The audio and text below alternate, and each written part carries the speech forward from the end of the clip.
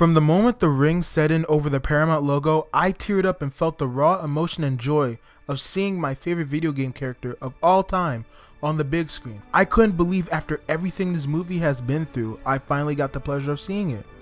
I spent most of my teenage life waiting for this movie. I was 11 back when it was first announced that Sony would be working on a live-action CGI hybrid movie of the Blue Blur back in 2014. It was a surreal feeling to know that Sonic would someday be on the big screen for all of our enjoyment. I've always wanted to see my nigga Sonic in our world interacting with us. Before I get into the review part of this video, of course, like anyone talking about this movie, I'm legally obligated to talk briefly about the history leading up to the release. Originally in 2014, Sony announced plans for a live-action computer hybrid Sonic film adaptation as a joint venture between both Sony Pictures and Marza Animation Planet, an animation studio behind various CGI cutscenes from the Sonic series such as Sonic Riders Zero Gravity, Sonic Unleashed, Sonic Colors, Night of the Werehog, etc. Jeff Fowler was hired as director in 2016. Eventually, this film was put in turnaround, soon to be picked up by Paramount Pictures in 2017.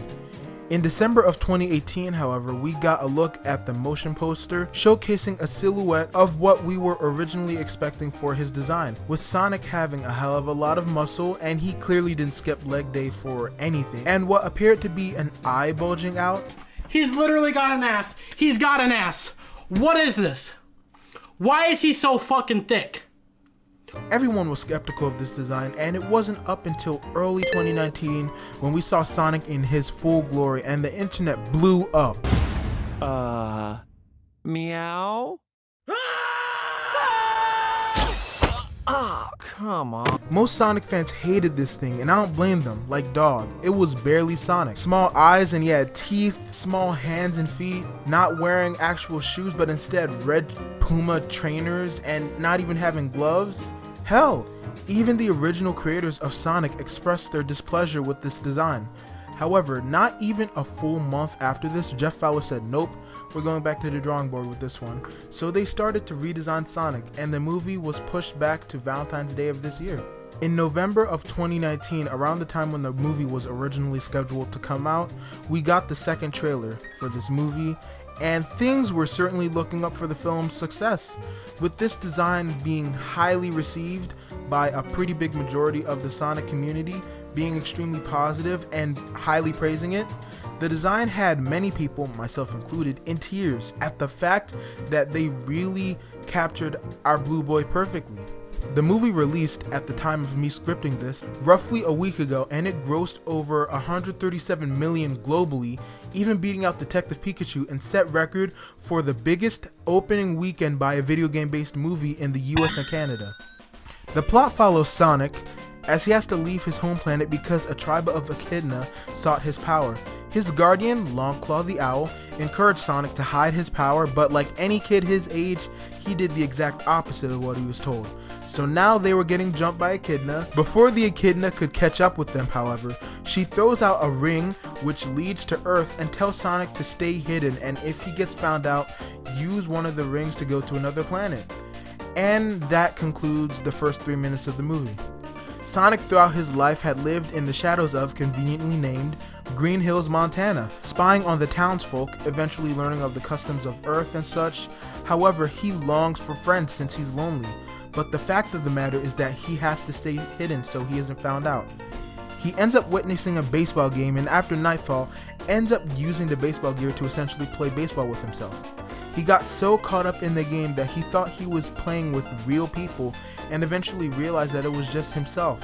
After this sudden wave of reality hitting him, he realizes that no matter what, he will always be alone.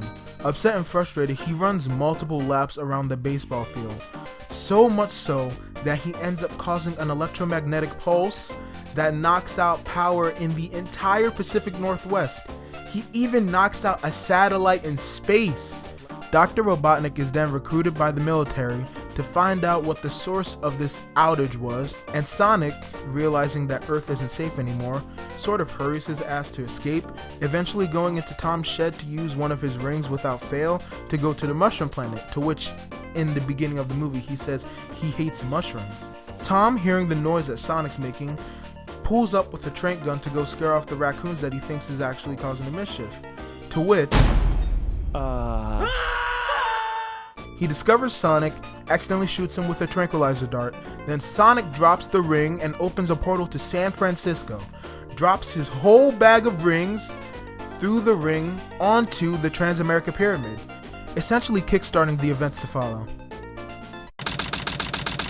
Now, the story is honestly as generic as it gets when it comes to live-action CGI hybrid movies.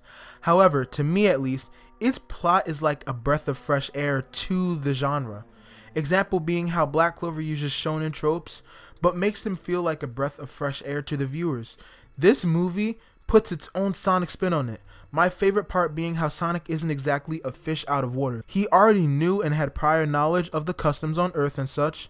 And I absolutely love Sonic's character in this movie, since we get to see unexplored sides of his character. We've even gotten to see Sonic be emotional in this movie, which we hardly ever see in the games. A big part of his character to me was him building up that confidence to the point where instead of running away from all his problems, he confronts them head on, shown in the final confrontation of Sonic and Robotnik. Dewey from DuckTales, Leonardo from Rise of the Teenage Mutant Ninja Turtles, and now Sonic. Damn.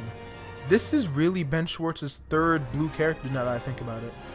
I feel Ben Schwartz, to me, is the best rendition of Sonic that I've heard in years, and is honestly the closest we've had to Ryan Drummond in years too. He embodies what Sonic's supposed to be, a high-spirited kid that loves adventure, has a sense of justice, and can be emotional when needed to be. Ben Schwartz nails the sound of emotion to me. When Sonic's sad, angry, or confused, you can hear it in his voice. So, as I crashed into the cold, dark water of the Pacific, I realized a few things. A, I have no idea where I'm going. B, saltwater stings. C, I shouldn't even be on this planet right now, but I am. Why? Because you shot me. I know. You shot me! All right, I heard you the first time. You don't have to pile it on. Good grief. I'm wet, I'm cold, there's a fish on my head, and clearly I'm not gonna be able to do this on my own.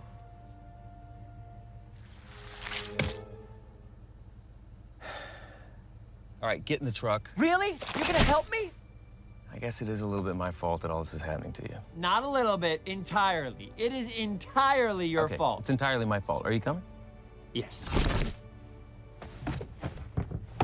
Road trip? Whoop whoop! What am I doing? I also felt that the characters and the way they interacted with each other were natural. It didn't feel forced. Like Maddie and Tom's relationship, it, to me at least, felt like a genuine and loving relationship, and never once felt forced. Same with Sonic and Tom's dynamic, with Sonic even stating that they're just a couple of loose cannons living life by their own rules. I really enjoyed seeing Jim Carrey as Dr. Robotnik.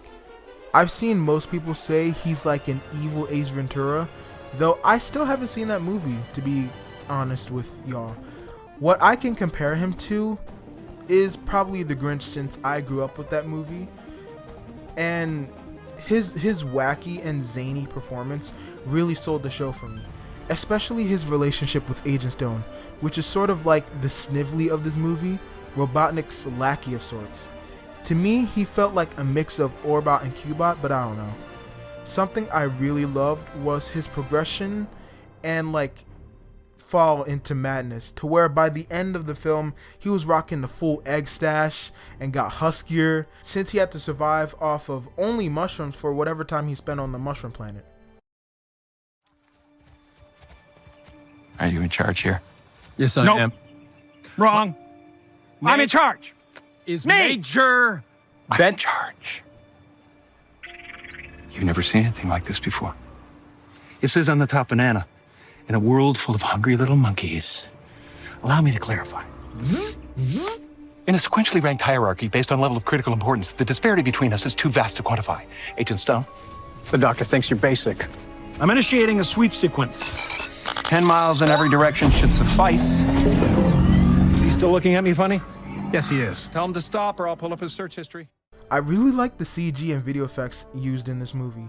For the most part, it was really good and flashy, especially in the action sequences, when Sonic and Eggman were essentially playing a cat and mouse game over the entire world, mind you. The explosions looked really cool to me, especially Eggman's drone and Eggman's mech. To me, they were something else. Though I will note that at some parts in the movie when Tom had to interact with Sonic physically, it looked just a bit off, though it's not too noticeable and off-putting to where it throws off the entire movie for people. Some of y'all might disagree with me here, but I really loved the usage of bullet time scenes.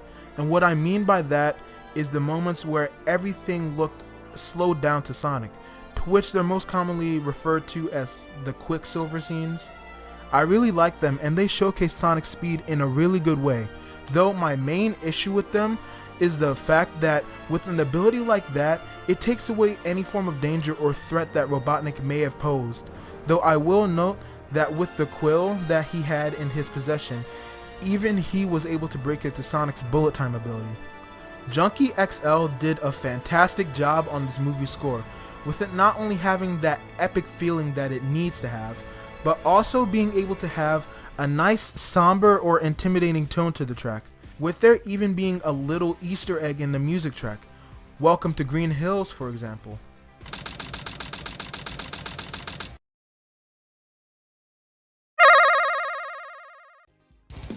One of my downsides for this movie was it feeling short, and there not being enough high-speed action, though that can be argued with the fact that their budget wasn't exactly the largest. With the team having a budget of around 85 million, they could pretty much only cover the CGI model and all the various video effects and CGI throughout the movie. The movie's comedy hit mostly, but I won't lie, there were a couple jokes that were sort of eye-rolling jokes and that were just blatantly thrown in there for the satisfaction of the children in the audience. But aside from that, there were jokes that were unanimously funny for everyone, though comedy is subjective, so I can't speak on behalf of everyone that paid to see this movie, but I know I enjoyed most of the jokes, if anything. Another one of my problems was definitely Sonic and Robotnik not having enough banter and face-to-face confrontations. Most of the time, it was just seen as Robotnik sending his drones out to deal with Sonic. But like when they did have a face-to-face confrontation at the top of the Transamerica pyramid, I mean, they obviously have good chemistry as hero and villain, and that was underutilized in my opinion. However, the possibilities for their dynamic are absolutely endless for a potential sequel of this movie. This movie was the ultimate love letter to fans new and old, and I hope to see this franchise blossom into something greater in the future.